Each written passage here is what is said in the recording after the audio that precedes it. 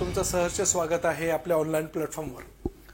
विद्यार्थी मित्रांनो, खूप विद्यार्थ्यांचे मेसेज आले, कॉल्स आले की सर आम्हाला 2024 असलेल्या संयुक्त पूर्व परीक्षा आणि राज्यसेवेची पूर्व परीक्षा 2024 याच्यासाठी नियोजन करून द्या किंवा नियोजन कशा प्रकारे करावं जेणेकरून आम्हाला लवकरात लवकर चांगल्या पदाचं असलेलं ग्रहता करता येऊ शकते। तर विद्यार्थी मित्रांनो, त्याच काही गोष्टी मी डोक्यामध्ये घेऊन एक विविध प्रकारचे असलेले प्लॅन्स एकत्रित करून एक एक्झिक्युटिव्ह प्लॅन कसा असायला पाहिजे, कोणत्या स्वरूपातला असला पाहिजे, तर त्याबद्दल आज आपण चर्चा करणार आहोत। विद्यार्थी मित्रांनो, आज आपल्याला अभ्यासाचं नियोजन करायचं आहे, व्यक्तिशीर नियोजन नाही करायचं आहे। याच्यातला फरक समजून घेणं गरजेचं आहे। ज्यावेळेस आपल्याला अभ्यासाचं नियोजन करायचं असतं तर त्यावेळेस अभ्यासाचं नियोजन म्हणजे सकाळी 7 ला लायब्ररीत जाणं आणि नंतर 12 ला उठणं, परत 2 ला बसणं, परत 10 ला उठणं, हे नियोजन नाहीये।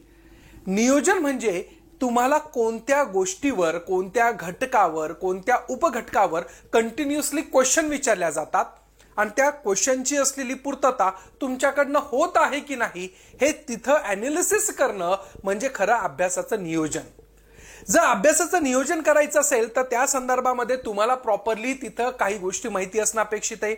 जसं की फॉर एक्झाम्पल कोणत्या घटकावर क्वेश्चन विचारल्या जातात, कोणते उपघटक आतापर्यंत विचारलेले नाहीये आणि कोणत्या घटकावर आपल्याला कोणत्या रेफरन्स बुकने ते रीड करायचं आहे, हे जर तुमच्याकडे क्रिस्टल क्लिअर असेल तर ते खऱ्या अर्थाने अभ्यासाचं नियोजन असतं।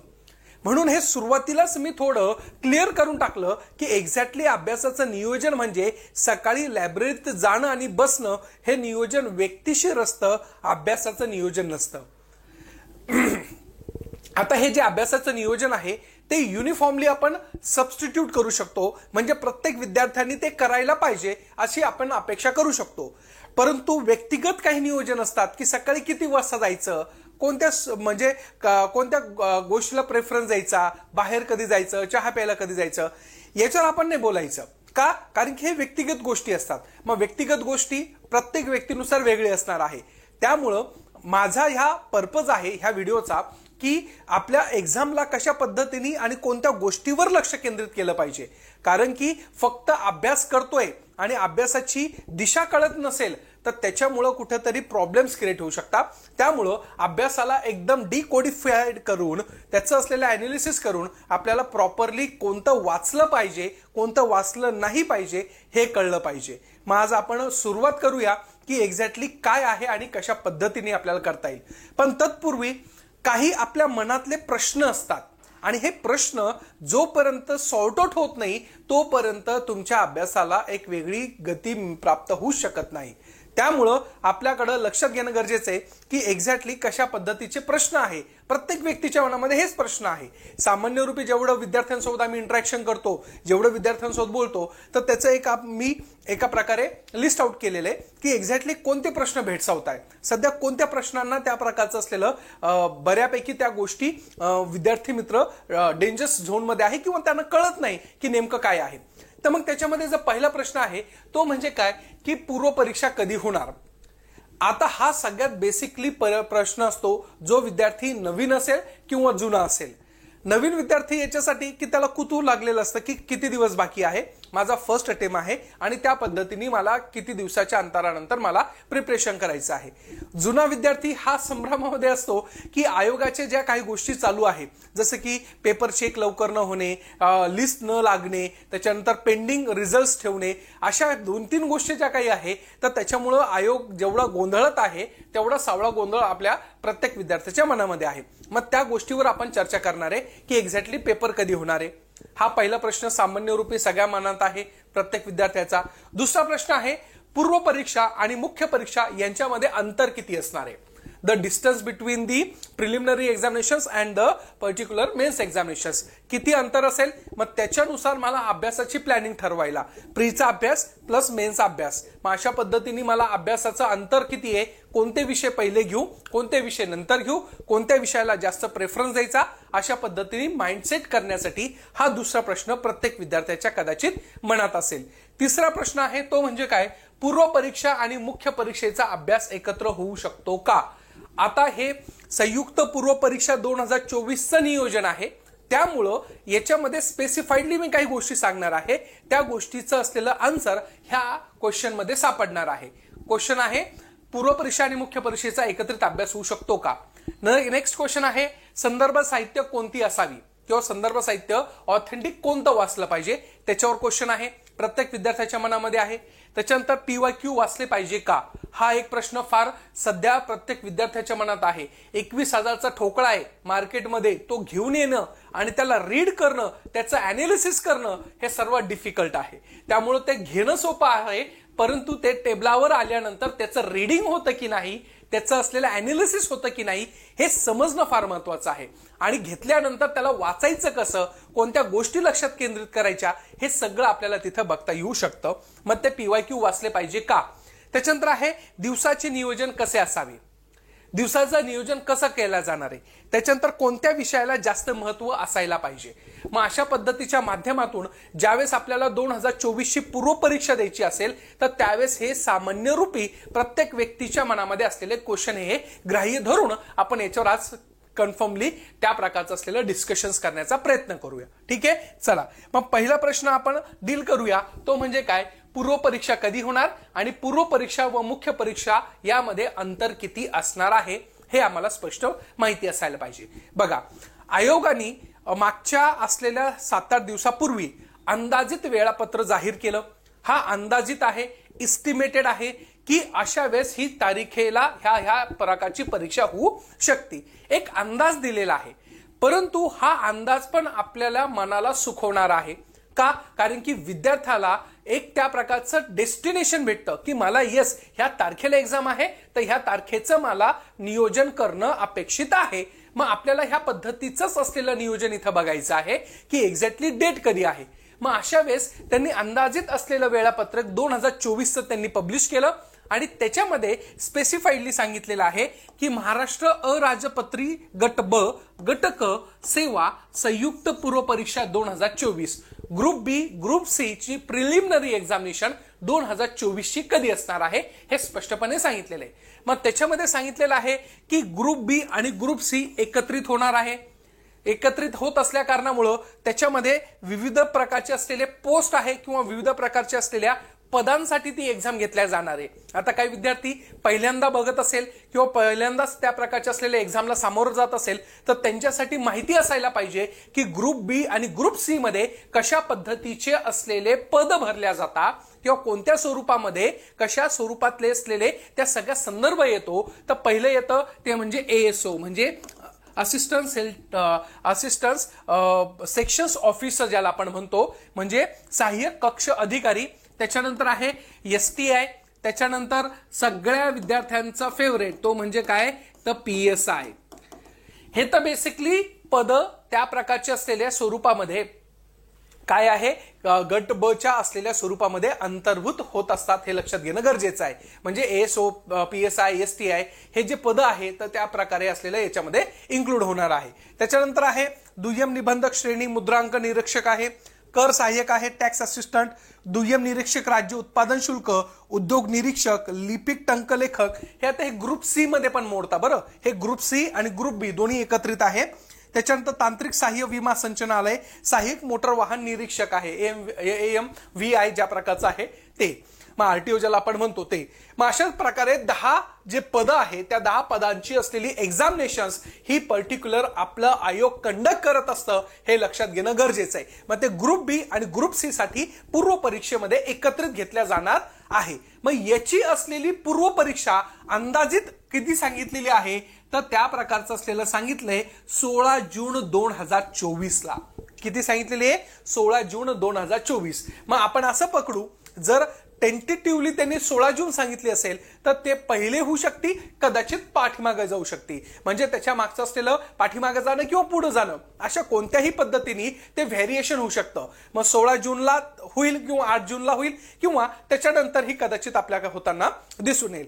परंतु एक आपल्याला डेस्टिनेशन भेटलंय, आपल्याला तिथं तारीख सापडली की 16 June is the ultimatum day to which make the श्युअरिंग की पर्टिक्युलर की आपल्याला त्या प्रकारचा अभ्यासाला लागावं लागणार आहे.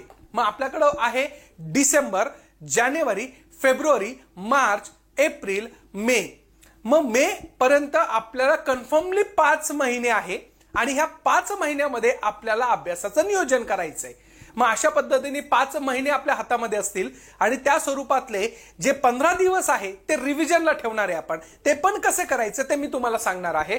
मग अशा वेळेस 16 जून 2024ला पूर्व परीक्षा आणि सोबतच त्यांनी सांगितलंय की ओनली फॉर द पर्टिक्युलर ज्या पद्धतीचं असलेलं तुमचं इथं ग्रुप बी त्या प्रकारची असलेली ज्या संदर्भामध्ये 2 मिनिटं,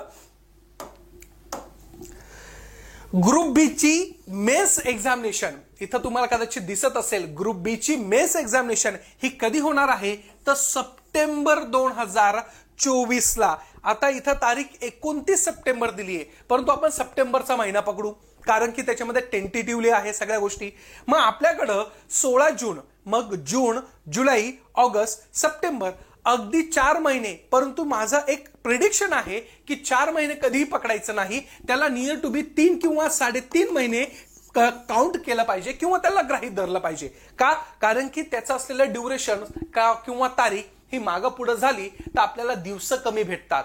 मग आपल्याला हे तयारी पाहिजे की आता 5 महिने प्रिलिमला आणि 3 महिने मेन्सला, म्हणजे अशा पद्धतीच्या माध्यमातून पूर्व परीक्षा 5 महिन्यांनी आणि पूर्व परीक्षा झाल्यापासून तर 3 महिन्यांनी तुमची असलेली मुख्य परीक्षा असणार आहे ग्रुप बी ची. स्पेसिफाईडली ग्रुप बी सांगतोय मेन्सची. ग्रुप सी ची मेन्स नंतर असणार आहे किंवा किंबहुना त्याची अजून तारीख त्यांनी पुढे दिली असावी, परंतु आपण फोकस करूया ग्रुप बी च्या स्वरूपामध्ये. मग अशा वेळेस काय आहे तर 16 जून प्री आणि त्या प्रकारचं 29 सप्टेंबर 2024. मग आता आपल्याला क्लिअर झालंय की परीक्षा कधी असू शकते आणि 2 परीक्षेमध्ये म्हणजे पूर्व परीक्षा आणि मुख्य परीक्षा याच्यामध्ये अंतर आहे नियर टू बी 3 महिन्याचा अंतर तिथं दिलेला आहे. मग आता इथं सर अभ्यास करायचा आहे आणि अभ्यास करता वेळेस त्या प्रकारचा पुढचा प्रश्न निर्माण होतोय आम्हाला, तो म्हणजे काय की पूर्व परीक्षा आणि मुख्य परीक्षेचा अभ्यास एकत्रित होऊ शकतो का? सगळ्यात this is a major portions of a particular persons who are aspirant who want to be become a kind of a aspirant of a UPSC और MPSC. परंतु त्याच्यामध्ये इथं हा सगळं संभ्रम असतो की नेमकं मला पूर्व परीक्षा आणि मुख्य परीक्षेचा अभ्यास एकत्रित करता येऊ शकतो का? तर माझं पर्सनल ओपिनियन आहे संयुक्त पूर्व परीक्षा 2024 साठी सांगतोय मी. पर्टिक्युलर कंबाईंड एक्झामिनेशन 2024 साठी बोलतोय.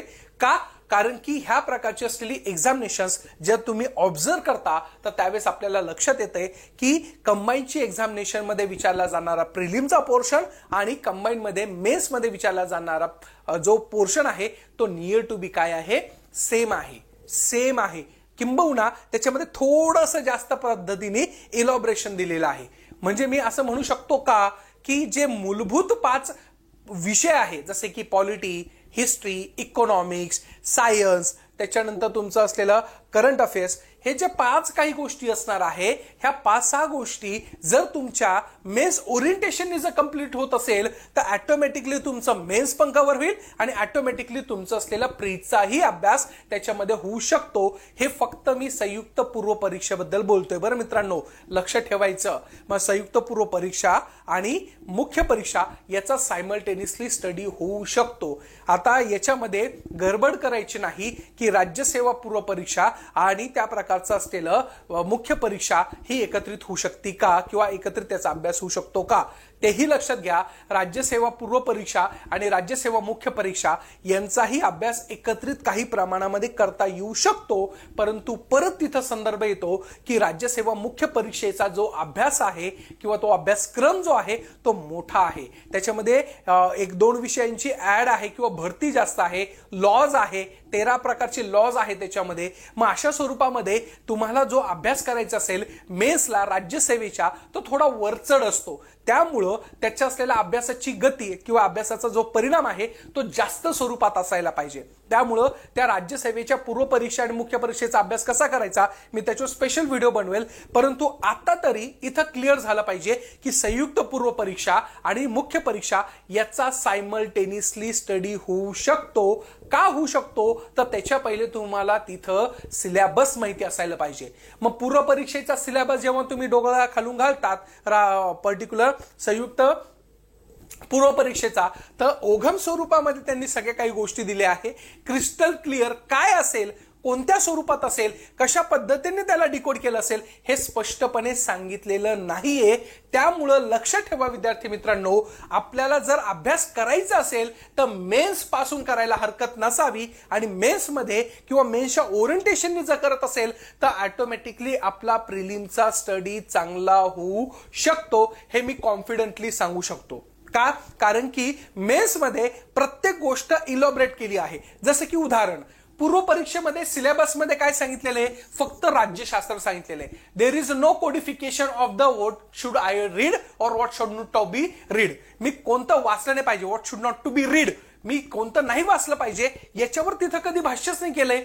मग अशा वेळेस मला कळतंय की मला पॉलिटी वाचायचंय, पण मी पॉलिटीमध्ये काय वाचू, त्या पद्धतीच्या माध्यमातून कोणत्या गोष्टी वाचल्याने पाहिजे हे मला जोपर्यंत कळत नाही तोपर्यंत त्या पद्धतीच्या असलेल्या काहीच मला तिथं संबंध लागू शकत नाही. त्याच्यानंतर अर्थव्यवस्थेमध्ये फक्त भारतीय अर्थव्यवस्था, शासकीय अर्थव्यवस्था अशा प्रकारच्या संकल्पना दिल्या आहे, परंतु अर्थव्यवस्था इलॉबरेटली मेन्शन केलेली आहे का? बिलकुल नाही. मग इथं फक्त राष्ट्रीय उत्पन्न, शेती, उद्योग, परकीय व्यापार, बँकिंग वगैरे वगैरे अशा प्रकारे गोष्टी सांगितलेल्या आहे.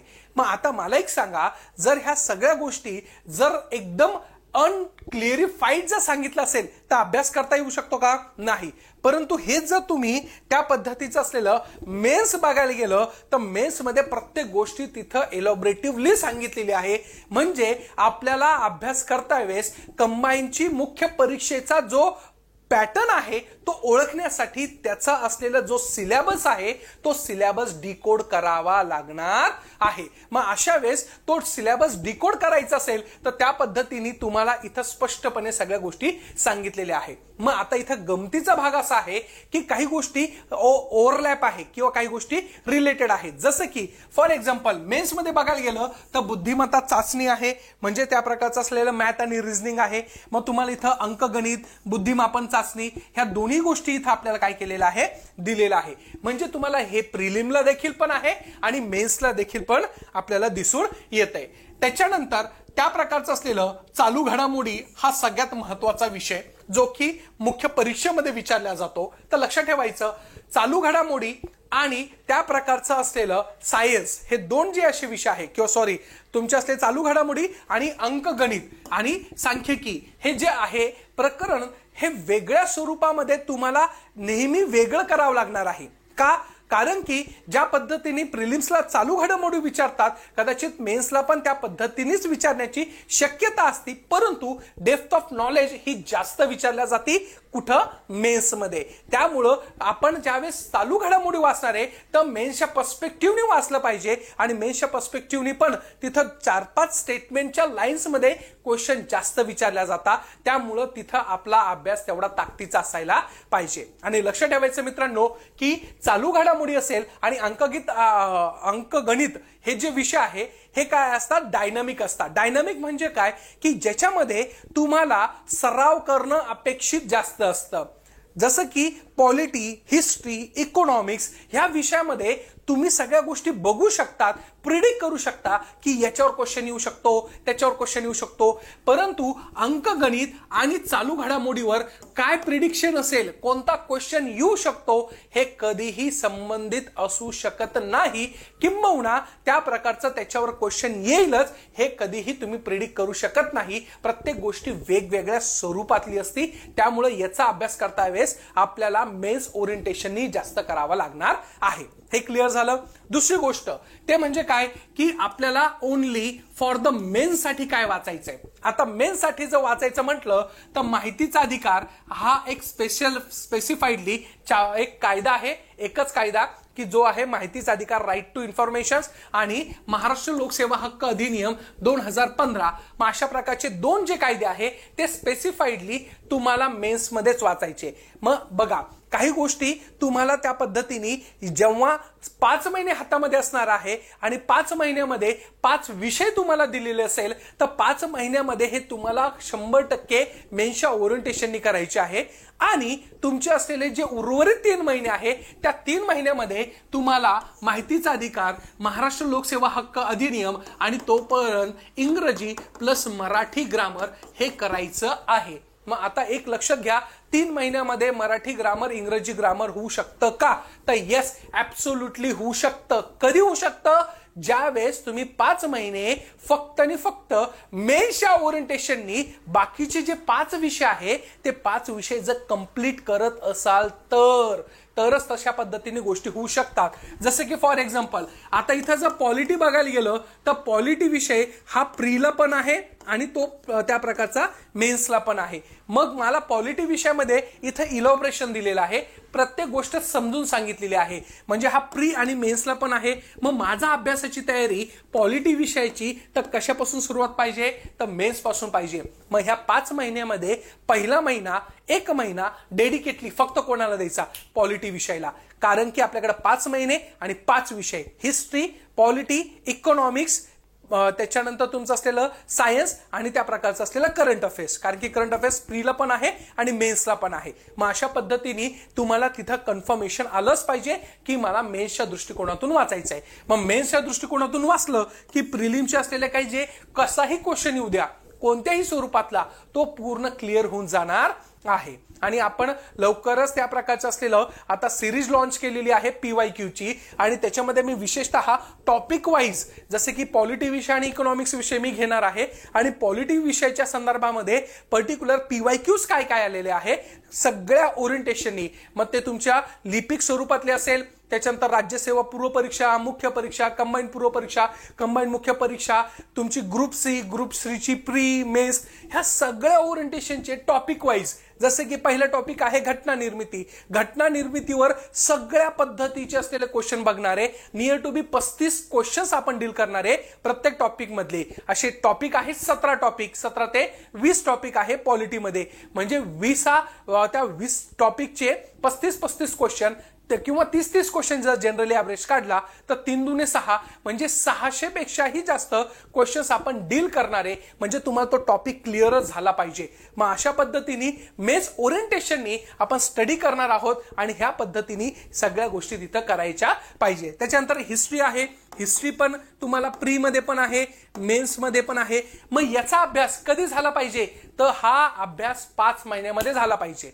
याचा अभ्यास 5 महिन्याच्या ओरिएंटेशनने झाला पाहिजे, म्हणजे पाहिजे बघा. मग त्यामुळं त्या प्रकारे सगळ्या व्यवस्थित सगळ्या गोष्टी दिलेल्या आहे. त्याच्यानंतर जिओग्राफी पण कुठं आहे? प्री मध्ये आहे, मेन्स मध्ये आहे. मग त्यावेळेस पण तुम्हाला मेन्सच्या ओरिएंटेशननी करावं लागणार आहे. आता एक लक्षात घ्यायचं मित्रांनो, आता तुमची कॉम्पिटिशन साधी राहिली नाहीये. पहिले कंबाईन एक्झामिनेशन मध्ये 35 ते 40 मार्क घेणे अगदी अवघड होते. आज विद्यार्थी मित्र 60, 65 पर्यंत चाललेला आहे. म्हणजे याच्यावरून तुम्ही लक्षात घेऊ शकता कॉम्पिटिशन वाढत चाललेली आहे. आणि ह्या कॉम्पिटिशन वाढता वेळेस त्यांनी सिलेबस पण अशा पद्धतीने चेंज केला की आता ग्रुप बी च्याही विद्यार्थ्यांना पर्यावरण वाचणं आता कंपल्सरी झालंय. पहिले पर्यावरण नव्हतं, आता तुम्हाला कॉम्पिटिटर हे अजून ऍड झाले. आणि जे राज्यसेवेची पूर्व मुख्य परीक्षा ऑलरेडी ज्यांनी दिली आहे तर ते विद्यार्थी देखील तुम्हाला आता काय करणारे? कॉम्पिट करणारे. मग अशा पद्धतीने पर्यावरणाचाही विशेष अभ्यास तुमच्याकडनं होणं अपेक्षित आहे, किंबहुना तो झालाच पाहिजे, हेही लक्षात ठेवा. त्यामुळं तुमचा स्ट्रॅटेजी मेन्स ओरिएंटेशननी ठेवा, जेणेकरून तुमच्या मेन्सच्या पद्धतीने करता येणार आहे. आणि मेन्समध्ये प्रत्येक बीट काढा, प्रत्येक पॉइंट काढा. जसं की महाराष्ट्राचा व भारताचा प्राकृतिक भूगोल, मग प्राकृतिक भूगोलामध्ये काय आहे, कोणत्या गोष्टी आहे, हे सगळं लिहून काढा. कोणत्या कोणत्या गोष्टी आहे, कशा पद्धतीने आहे. मेन्स स्टॅटिकली जा आणि त्या पद्धतीने प्री ऑटोमॅटिकली कव्हर होणार, म्हणजे होणार. त्याच्यानंतर फिजिक्स, केमिस्ट्री, झुऑलॉजी, बॉटनी ही प्री मध्ये पण आहे आणि त्या प्रकारचं असलेलं मेन्स मध्ये पण आहे. म्हणजे तुम्हाला इथं सायन्स प्री मध्ये पण करायचं आहे, मेन्स मध्ये पण करायचं आहे. म्हणून मेन्सच्या ओरिएंटेशन स्टडी. आता इथं फक्त 3 महिन्यामध्ये काय करायचं, तर हा जो सेकंड पॉइंट आहे तो म्हणजे सायन्स अँड टेकचा पोर्शन आहे. मग सायन्स टेकचा पोर्शन हा 3 महिन्यामध्ये करायचा, कारण की छोटा पॉइंट आहे. राज्यसेवेच्या मुख्य परीक्षेमध्ये जे सायन्स टेकसाठी पुस्तक वापरतात ते जरी वाचलं तरी मोर दॅन सफिशियंट आहे. किंवा राज्यसेवेच्या मुख्य परीक्षेचे सायन्स टेकचे जर क्वेश्चन तुम्ही काढले, अनालिसिस केलं, त्याला जर बघितलं तर तुमच्या मुख्य परीक्षेला खूप फायदा होऊ शकतो. कारण की आयोग वेगळं काही करणार नाहीये. त्यामुळं हा पोर्शनला आत्ता हात लावायचा नाही 5 महिन्यामध्ये. का? कारण की स्पष्टपणे हा कशाचा पोर्शन आहे, तर मेन्सचा पोर्शन आहे. मग मेन्स पोर्शन मध्ये 4 गोष्टी करायच्या. एक म्हणजे इंग्रजी ग्रामर, 2 म्हणजे मराठी ग्रामर, त्याच्यानंतर तुमचे 2 कायदे, त्याला आरटीआय ऍक्ट आणि महाराष्ट्र लोक अधिनियम जो ऍक्ट आहे त्या प्रकारचा तो महाराष्ट्र लोक हक्क सेवा अधिनियम, आणि लास्टला आहे तो म्हणजे काय तर तुमचा सायन्स डे. हे 5 घटक 3 महिन्यामध्ये कंप्लीट करायचे आहे. आणि उर्वरित जे सिलेबस आहे, उर्वरित जो पोर्शन आहे, कोर पोर्शन ज्याला आपण म्हणतो, तर तो पोर्शन तुम्हाला आत्तापासून सुरुवात करावं लागणार आहे आणि त्या पद्धतीने हे सगळ्या गोष्टी करावं लागणार आहे. अर्थव्यवस्था प्रीला पण आहे आणि मेन्सला पण आहे. मग मेन्स ओरिएंटेशनने चालू करून द्या की नेमकं काय आहे, कसं आहे, कोणत्या स्वरूपातलं आहे, काय आहे. वाटलंच तर याच्यामध्ये एक आपण करू शकतो, तर त्या प्रकारे प्रिलिम्स मध्ये इथं राष्ट्रीय उत्पन्न म्हणजे तुमचं असलेलं बेसिक नॅशनल इन्कम काय आहे, जीडीपी, जीएनपी काय असेल, त्या संदर्भामध्ये शेती, उद्योग ह्या गोष्टीवर जास्त फोकस करा. मेन्सच्या ओरिएंटेशन मधून पॉइंट काढायचे आणि हे पॉइंट शोधून त्या पद्धतीने तिथं कंटिन्युअसली बघत चला. मग अशा वेळेस तुम्हाला इथं सोपं पडेल की एक्झॅक्टली काय वाचायचंय किंबहुना काय वाचायचं नाही हे तिथं क्रिस्टल क्लिअर होत असताना आपल्याला दिसून येणार आहे. आलं लक्षात? मग आता सर आम्हाला कळालं की आता मेन्सच्या ओरिएंटेशनने अभ्यास करायचा आहे आणि मेन्सच्या ओरिएंटेशननी आमच्याकडं त्या प्रकारचं असलेलं पर्टिक्युलर जे आहे ते 5 महिने आमच्या हातात आहे. 5 महिन्यामध्ये पर्टिक्युलर जे पॉलिटी विषय, त्याच्यानंतर इकॉनॉमिक्स, त्याच्यानंतर जिओग्राफी, त्याच्यानंतर हिस्ट्री, त्याच्यानंतर सायन्स 1 2 3 4 5 1 2 3 4 5 हे 5 विषय आहे. 5 विषयाला एक विषयाला एक महिना, एक विषयाच्या संदर्भामध्ये सगळ्या गोष्टी. मग आता सर नेमकं काय वाचू? पॉलिटी विषय जर आपण सुरुवात करायला गेलो तर सर याच्यामध्ये मी नेमकं काय वाचलं पाहिजे? तर माझं प्रामुख्याने मत आहे की मी याचं अनालिसिस केलेले. काय अनालिसिस केलंय की कोणत्या घटकावर जास्त क्वेश्चन विचारल्या जातात, ते घटक तुमच्याकडे असायलाच पाहिजे. लक्ष्मीकांत सरांचं बुक हे अल्टिमेट बुक आहे. लक्ष्मीकांत सरांचं बुक हे डावलता येऊ शकत नाही. लक्ष्मीकांत सरांचंच बुक वापरायचं, बाकीचं कोणत्याही बुकला हात लावू नका मी असं म्हणणार नाही. परंतु लक्ष्मीकांत बुक हे बायबल आहे. तुमच्या असलेल्या प्रिपरेशन फेजमध्ये तुम्हाला लक्ष्मीकांत शिवाय पर्यायच नाही. आणि लक्ष्मीकांत सरांचं पुस्तक मेन्स आणि प्री दोन्ही कव्हर होता. बाकीच्या पुस्तकांबद्दल मी साशंक आहे. त्यामुळं जास्तीत जास्त काय झालं पाहिजे तर त्या प्रकारचं असलेलं लक्ष्मीकांतचं बुक वापरलं पाहिजे. हा रेफरन्स तुम्हाला पॉलिटी विषयासाठी असायला पाहिजे. मग लक्ष्मीकांत सरांच्या बुक मधले काही महत्वाचे टॉपिक्स आहे आणि ह्या टॉपिक्सवर वारंवार क्वेश्चन विचारले गेलेले तुमच्या असलेल्या ग्रुप बी आणि ग्रुप सी ला. त्यामुळं एवढे टॉपिक परफेक्ट असायलाच पाहिजे मेन्सच्या ओरिएंटेशननी, म्हणजे तुमचा प्री तिथे ऑटोमॅटिकली कव्हर होणार आहे. मग अशातले कोणते टॉपिक्स आहे तर इथं फक्त नाव लक्षात घ्या. कसे क्वेश्चन आले ही तुम्हाला पीडीएफ भेटून जाणार आहे. त्याच्यामध्ये संसदीय समित्या, पंचायत राज, परिशिष्ट आयोग, न्याय व्यवस्था, पंतप्रधान, राज्य धोरणांची मार्गदर्शक तत्वे, केंद्र राज्य संबंध, महान्यायवादी, आणीबाणी, त्याच्यानंतर मूलभूत हक्क, राज्य विधिमंडळ, अधिकृत भाषा, मुख्यमंत्री, मूलभूत कर्तव्य, राज्यपाल, हे महत्वाचे टॉपिक्स आहे. हे टॉपिक्स तुम्हाला करणं अपेक्षित आहे आणि हे किंबहुना हे टॉपिक्सच वाचा मी असं म्हणायला इथं शुअर आहे. हे तुम्हाला सांगतो की हेच वाचा, दुसरं काहीच वाचू नका. का वाचू नका? कारण की याच्यावर मी जेव्हा अनालिसिस केलं तर 22 पर्यंत ह्या सगळ्या गोष्टीवर, ह्या घटकावर क्वेश्चन विचारलेले आहे. सोबतच माझ्या हातामध्ये काय होतं तर PYQs होता. मग PYQच्या माध्यमातून मला अनालिसिस झालंय की नेमकं कशा पद्धतीने क्वेश्चन विचारले, कोणत्या घटकावर विचारले आणि कोणते घटक विचारले गेलेले नाही. मग अशा पद्धतीने पॉलिटी विषयाच्या बाबतीमध्ये हे तुम्हाला इथं लक्षात येऊ शकतं. त्याच्यानंतर आहे अर्थशास्त्र. अर्थशास्त्रामध्ये पण काय वाचलं पाहिजे किंवा कोणत्या घटकावर अभ्यास केला पाहिजे. फक्त देसले सरांचं पुस्तक आणायचं आणि ते पाठ करत बसायचं असं बिलकुल करू नका. कारण की इथं ऑथेंटिक सोर्स मार्केटमध्ये अशा प्रकारचं असलेलं एकदम एक्स्ट्रीम सिच्युएशनवर असलच याची शाश्वती नाहीये. मग अशा स्वरूपामध्ये सार्वजनिक वित्तावर क्वेश्चन असतो. त्याच्यानंतर बेरोजगारी, राष्ट्रीय उत्पन्न, दारिद्र्य, योजना, उद्योग, बँकिंग, परकीय व्यापार, त्याच्यानंतर लोकसंख्या, अर्थसंकल्प याच्यावर देखील क्वेश्चन आहे. ग्रुप सी च्या पूर्व परीक्षेमध्ये अर्थसंकल्प मागच्या वर्षीच्या कॉन्सेप्ट विचारली होती, हे लक्षात घेणं गरजेचं आहे. वित्त आयोग, पंचवार्षिक योजना, कर रचना, RBI, कृषी, आर्थिक नियोजन, अशा प्रकारचे असलेले महत्वाचे घटक जी ज्या घटकावर तिथं अभ्यास करायचा आहे. म्हणजेच काय क्लिअर झालं, 5 महिन्यामध्ये पहिला विषय पॉलिटी किंवा कोणताही विषय घ्या, तो विषय घ्यायचा. त्या विषयाच्या संदर्भामध्ये ही लिस्ट आहे, तुम्ही लिस्ट डाउनलोड करून घ्या किंवा व्हिडिओ पॉज करून ते नोट डाऊन करा किंवा तुमच्या इंडेक्समध्ये टिक मार्क करून घ्या. ऑटोमॅटिकली सगळ्या गोष्टी कोणत्या वाचायच्या कोणत्या नाही वाचायच्या हे तुम्हाला क्लिअर होऊन जाणार आहे. त्याच्यानंतर येतो विषय, तो म्हणजे काय भूगोल. भूगोलमध्ये नद्या, लोकसंख्या, महाराष्ट्राचे क्षेत्रफळ, महाराष्ट्राचे प्राकृतिक विभाग, भारताचं जलसिंचन, जलविद्युत केंद्र, शिखरे, जगाचा भूगोल, भारत पिके, भारताची खनिजे, भारताचे उद्योग, भारतीय प्राकृतिक, अक्षरांश, रेखांश, त्याच्यानंतर महाराष्ट्राची वने, त्याच्यानंतर धरणे, दळणवळण भारताचं, महाराष्ट्र पर्यटन, महाराष्ट्राची ऊर्जा, महाराष्ट्राचे राजकीय, खनिज, आर्थिक, हवामान आणि पशुसंसाधने. अशा पद्धतीने तुम्हाला तिथं क्वेश्चन विचारले गेलेले आहे. त्यामुळं भूगोलाचा अभ्यास करता वेळेस तुम्हाला खतीब सरांचं पुस्तक हे बेस्ट पुस्तक आहे किंवा दीपस्तंभांचं पुस्तक घ्या. मार्केटमध्ये जे सध्या चर्चेमध्ये चालू आहे तेच सध्या पुस्तक हातात घ्यायचं आणि त्या पद्धतीने ह्या टॉपिक्सवर तिथं बघायचं आणि इथं अनालिसिस करता वेळेस तुम्हाला ह्या गोष्टी कराव्याच लागणार आहे. येते लक्षात. मग भूगोलाचं त्या संदर्भामध्ये ते करायचं आहे. इतिहासाचं पण तसंच आहे. समाज सुधारक, वृत्तपत्रे, धार्मिक सुधारणा, ब्रिटिशकालीन कायदे, राष्ट्रीय काँग्रेस, गांधी युग, 1857चा उठाव, स्वातंत्र्योत्तर भारत, शिक्षण, सहकार चळवळ, ब्रिटिशांचे आर्थिक, काँग्रेसपूर्व भारत, शेतकरी आंदोलन, अशा विविध प्रकारच्या गोष्टी त्यांनी तिथं नमूद केलेल्या आहे आणि ते नमूद केलेल्या असलेल्या गोष्टी तुम्हाला परफेक्टली माहिती असणं अपेक्षित आहे. हे समजून घेणं गरजेचं आहे. इतिहासाच्या बाबतीत हे तुम्हाला दिलं आहे.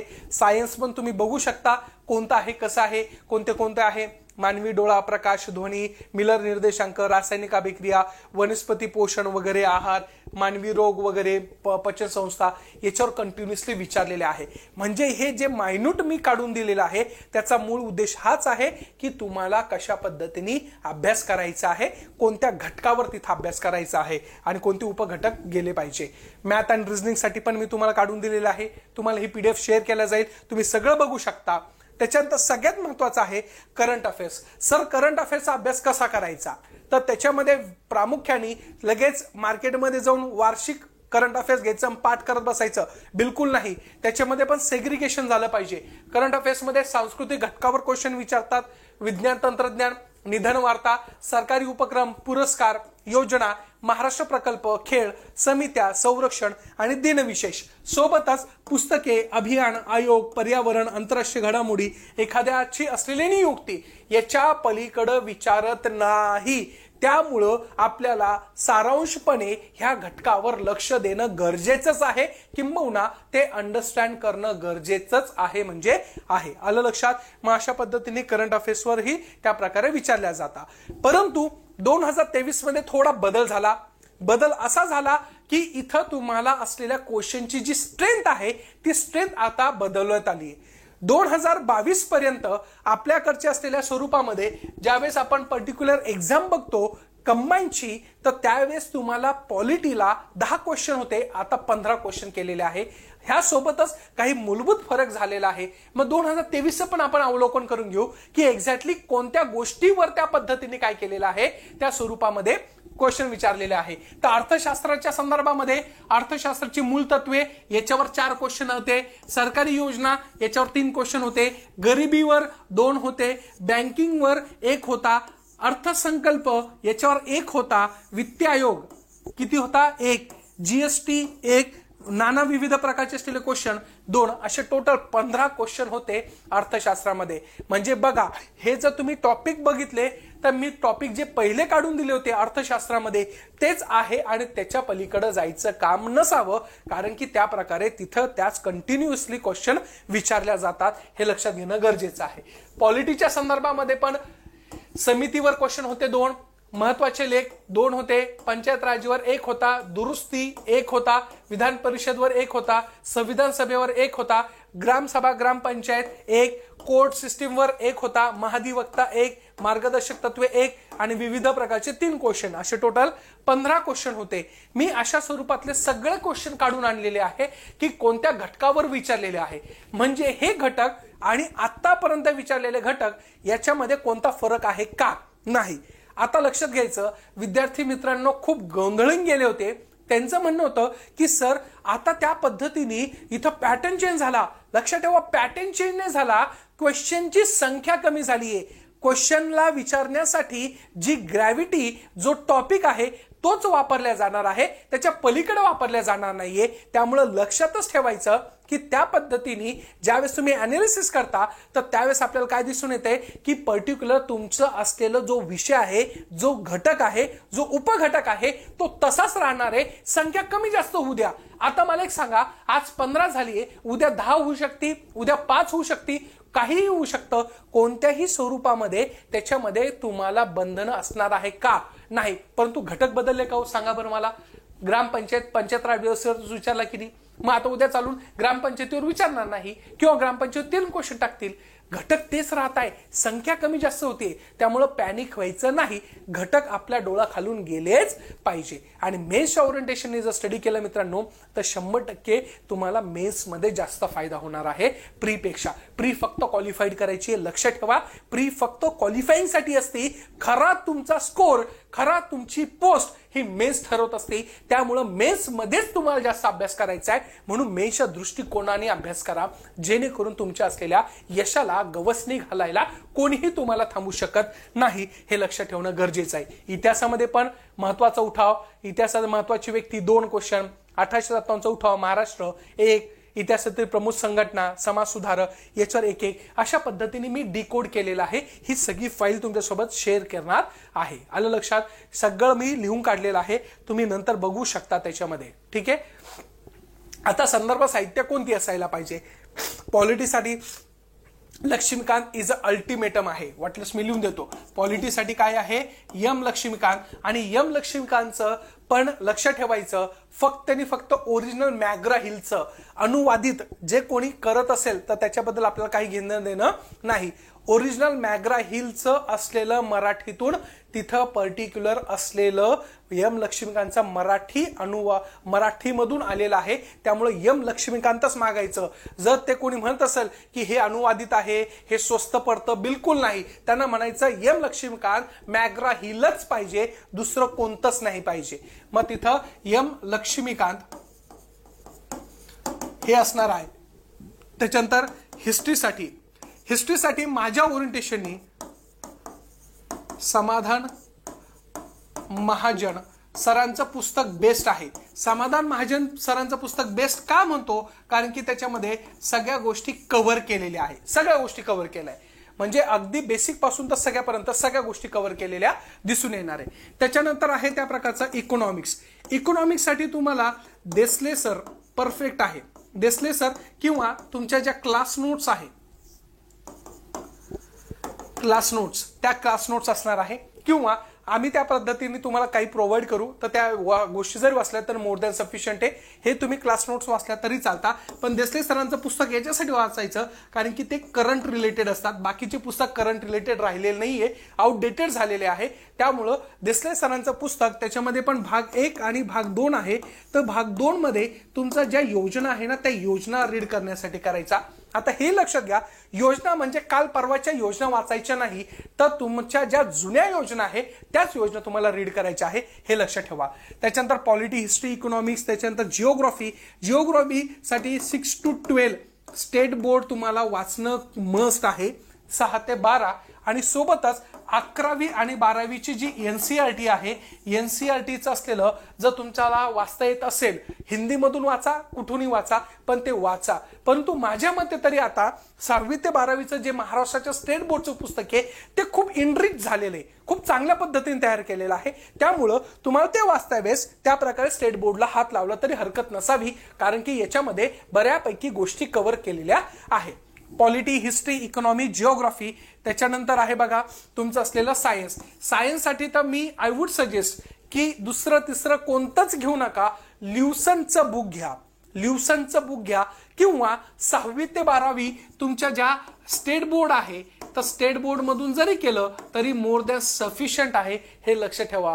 कारण की ऑथेंटिक स्टेट बोर्डच असतं. कितीही पुस्तक मार्केटमध्ये असेल, रंगीबिरंगी असेल, तरीही त्याचा असलेला संदर्भ हा कुठून घेतलेला असतो, तर तुमच्या असलेल्या स्टेट बोर्डमधून. जर तुम्हाला स्टेट बोर्ड वाचायचं जिव्हार येत असेल आणि तुम्हाला वाटतं की ते पुस्तक घ्यावं, ते पुस्तक पण घ्या. असं पुस्तक कोणतं वाईट नसतं, त्या लेखकाने मेहनत केलेलीच असते. परंतु जर तुम्हाला एकदम ऑथेंटिक सोर्स पाहिजे, तुम्हाला क्लेम करायचा आहे उद्या चालून, जर आयोगाला दाखवायचंय की this question is has to be belong from this particular chapters and this chapter is included within the Maharashtra state board, त्यावेळेस तुमचं असलेलं कोर्टामध्ये ती पिटिशन चॅलेंज केल्या जाऊ शकते, अदरवाईज केल्या जाणार नाही. तुम्ही जर म्हणलं की अमुक तमुक हे पुस्तक आहे आणि याच्यामध्ये तसं दिलं आहे, तर कोणीही ग्राह्य धरत नाही. हे अभ्यासाची तुम्हाला जी गोष्ट आहे ती फक्त अभ्यास करण्यापुरती योग्य वाटते, परंतु चॅलेंज करता वेळेस प्रॉब्लेम्स क्रिएट होऊ शकतात. त्यामुळं आय वुड सजेस्ट की 6वी ते 12वीचं असलेलं स्टेट बोर्ड तुम्ही वाचलं तरी चालतं. 1, 2, 3, 4, 5 ह्या 5 प्रकारचे असलेले महत्वाचे असलेले जे संदर्भ साहित्य ते तुम्ही हाताशी असायला पाहिजे. किंवा याच्या व्यतिरिक्त तुम्हाला जर तुमच्या क्लास नोट्स काही भेटत असेल तर क्लास नोट्स पण तुम्ही रेफर केला तरीही मला काही प्रॉब्लेम नाहीये.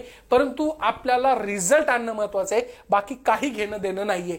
रिझल्ट येणं महत्वाचं आहे. मग आता रिझल्ट येण्यासाठी सगळ्यात महत्वाची आहे ते शेवटचा क्वेश्चन, तो म्हणजे PYQ. आम्हाला फक्त PYQच्या संदर्भामध्ये सांगा सर. बघा आता लक्ष ठेवा, जर तुम्हाला एखाद्या डेस्टिनेशनला जायचं असेल, तुम्हाला एखाद्या गावाकडे जायचं असेल, तर त्या गावाकडे जात्या वेळेस जर तुम्हाला माहित नाही की त्या गावाकडचा रस्ता कसा आहे आणि याच्यासाठी जो कोणी ऑलरेडी तिथून गेला असेल तर त्याला तुम्ही काय विचारता, रस्ता चांगला आहे का भाऊ, आम्ही जाऊ शकतो का. मग तुम्हाला जर एखादं पद मिळवायचं आहे, PSI, STI किंवा ASO, तर त्या पदासाठी लागणाऱ्या ज्या काही गोष्टी रिक्वायरमेंटल असेल ते फक्त आणि फक्त एकच दाखवू शकतो, तो म्हणजे PYQ. बस. बाकी कोणीहीच तुम्हाला प्रॉपरली मार्गदर्शन करू शकल याची शाश्वती आम्हीही देऊ शकत नाही. कारण की PYQच्या माध्यमातून तुम्हाला एक्झॅक्टली काय वाचायचं आहे आणि कोणत्या गोष्टी वाचायच्या आहे हे जर स्पष्टपणे माहित असेल तर तुम्हाला वाचण्याची गती निर्माण होती.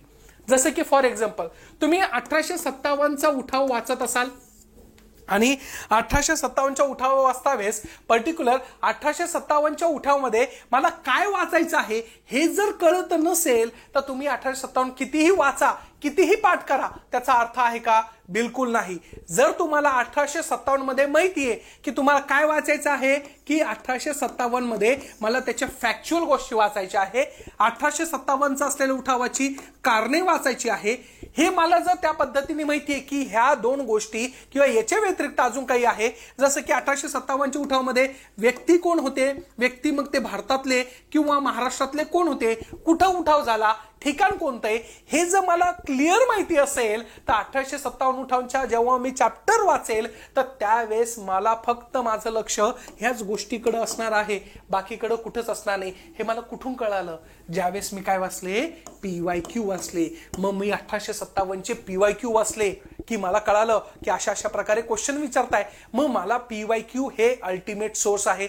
मग ज्यावेळेस मला एखादा कोणताही चॅप्टर वाचायचा असेल, कोणताही चॅप्टर मध्ये मला हात घालायचा असेल तर त्याच्यामध्ये मी पहिले काय करेल, PYQ वाचेल. मला घटना निर्मिती चॅप्टर वाचायचं आहे तर घटना निर्मितीचे PYQ वाचेल. तुमच्या असलेल्या अभ्यासामध्ये तसंच असायला पाहिजे.